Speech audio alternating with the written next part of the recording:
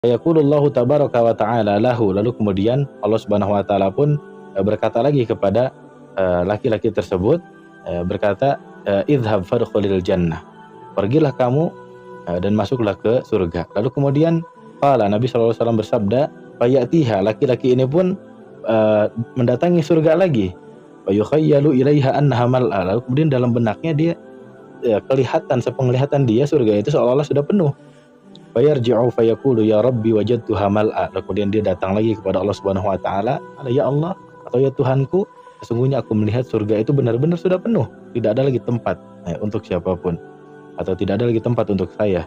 Fayaqulullahu lahu, lalu kemudian Allah berkata kepada laki-laki tersebut, idhhab fadkhulil jannah, pergilah kamu, masuklah ke surga, fa innalaka mithla dunya wa asyrata amsalihha, ya, dan sesungguhnya kamu akan mendapatkan surga sebesar dunia, ya, dan 10 kali lipatnya. Au innalaka asyrata amsalid dunya, atau untukmu 10 kali lipat yang semisal dunia. Jadi luasnya 10 kali lipat dari dunia. Lalu kemudian qala, ya, seorang tersebut pun berkata, atas kharubi au atadhakubi, lalu kemudian laki-laki itu pun bertanya lagi kepada Allah Subhanahu wa taala, ya Allah atau ya Tuhanku, apakah engkau mengejekku?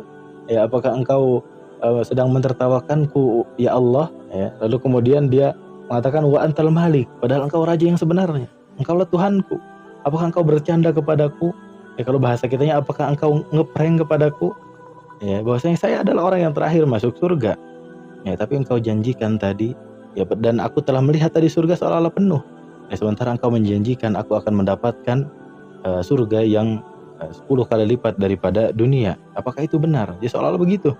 Lalu kemudian Nabi Shallallahu Alaihi Wasallam qala laqad ra'aitu Rasulullah Shallallahu Alaihi Wasallam, lalu kemudian kata Ibnu Mas'ud, aku melihat Nabi Shallallahu Alaihi Wasallam dhahika hatta badat nawajiduhu, aku melihat Nabi Shallallahu Alaihi Wasallam tertawa sampai terlihat gigi geraham beliau, ya, gigi bagian belakang sampai terlihat, saking Nabi Shallallahu Alaihi Wasallam tertawa, ya, menceritakan kisah lucu tersebut. Jadi seorang hamba tidak percaya dengan luasnya rahmat Allah Subhanahu wa taala.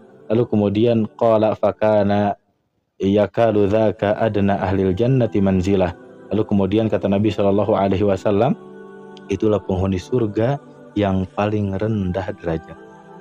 Jadi penghuni surga yang paling rendah derajatnya, tapi karena saking luasnya rahmat Allah Subhanahu wa taala, yang paling terakhir masuk surga pun, yang paling rendah derajatnya pun tetap mendapatkan surga yang luasnya 10 kali lipat daripada dunia, atau kenikmatan surga yang 10 kali lipat daripada kenikmatan dunia.